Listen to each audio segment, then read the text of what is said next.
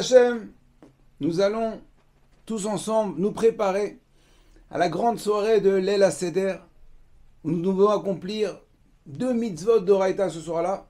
La première, manger la matzah. Mitzvah pas très compliquée, il suffit d'ouvrir la bouche, mâcher et avaler. Et la deuxième qui est le récit de la sortie d'Égypte, raconter la sortie d'Égypte, les miracles et les prodiges qu'Akadosh Baruch Hu a fait.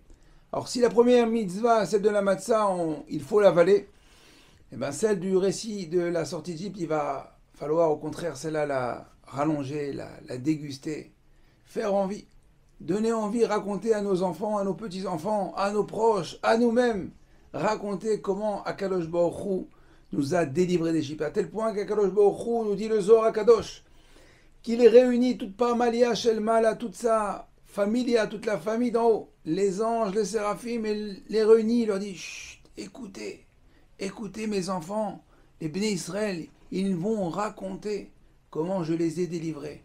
Ils vont raconter tous les miracles que j'ai accomplis pour eux, pour les sortir d'Égypte, les 10 plaies, toutes les autres grandes choses qu'Akadosh Baruch Hu a fait. Donc, on est en direct live ce soir-là avec dans les cieux.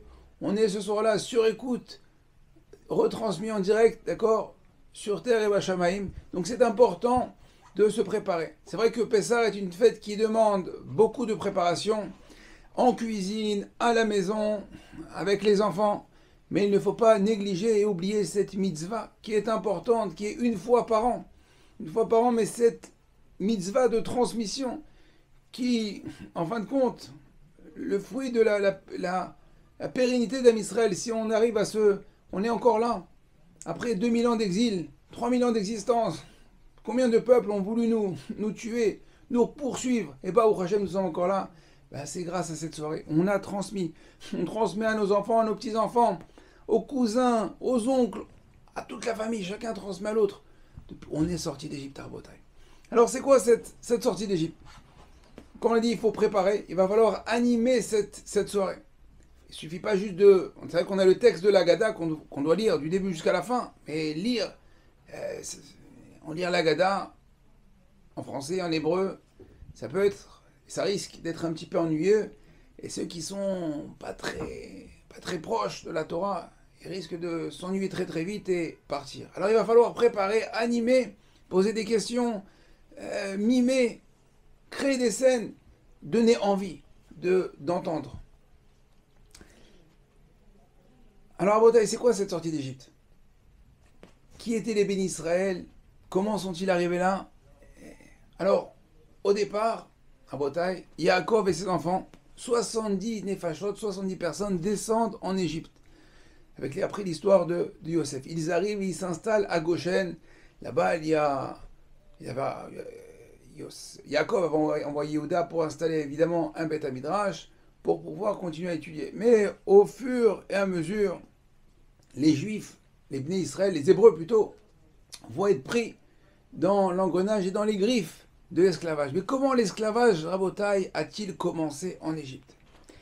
Eh bien, Pharaon et ses ministres ont vu que les Hébreux commençaient à se multiplier, ils devenaient importants, ils disent on va utiliser cette main-d'œuvre. Comment les détacher de la Torah, puisque les enfants de Yaakov, évidemment, ils étudiaient la Torah. Alors Pharaon c'est Péra, c'est la même lettre qu'une mauvaise bouche. Alors il va mettre en place un plan. Il va dire, voilà, Rabotai, mes chers frères, mes chers concitoyens, on va construire ensemble une nouvelle Égypte. On va construire des monuments, des pyramides. Vous allez marquer l'histoire. Nous allons ensemble marquer l'histoire. Alors je vous propose des bons salaires, de gros salaires. Mes ministres et moi-même allons travailler, nous allons travailler tous ensemble. Tous ensemble, nous allons travailler. Alors évidemment, ils étaient motivés, des bonnes payes. Alors donc tout le monde dans les chantiers et on commence à faire des briques.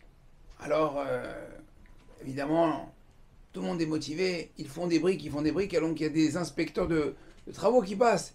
Il dit Ben Souzan, combien t'as fait de briques aujourd'hui? J'ai fait 10 briques monsieur. et l'autre, Goldenstein, 20 briques, et l'autre 30 briques, et chacun comme ça, Bokobza, Marciano, chacun ils ont pas au Hachem, ils ont fait plein de briques. Combien en un jour, en 2 jours? Des centaines de briques. Ah, Pharaon il est content, il voit que au Hachem le travail avance, l'Égypte est en plein essor. Puis au fur et à mesure, les Égyptiens se sont retirés des chantiers. Pharaon s'est retiré des chantiers. Et là, les payes ont diminué et les coups de fouet ont augmenté. Et là, les Juifs ont dit, bon, on est un petit peu fatigué, écoute-moi bien, on a vu, tu es capable de faire ce chiffre d'affaires, tu es capable de faire autant de briques, alors tu continues. Et tu sais quoi, et tu vas faire maintenant le double. Et au fur et à mesure, comme ça, ils sont rentrés dans l'esclavage.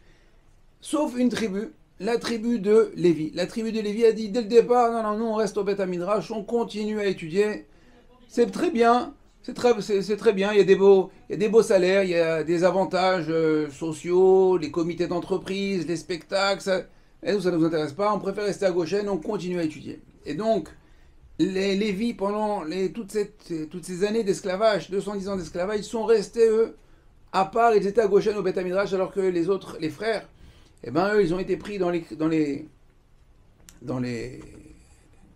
piège du travail et de l'esclavage. Alors là, comment les béné Israël ont commencé, sont tombés dans les griffes de l'esclavage. Alors on se retrouvera dans un autre épisode, Bezrat Hashem, pour continuer ce récit de la sortie d'Égypte. À très bientôt et Kol Tov.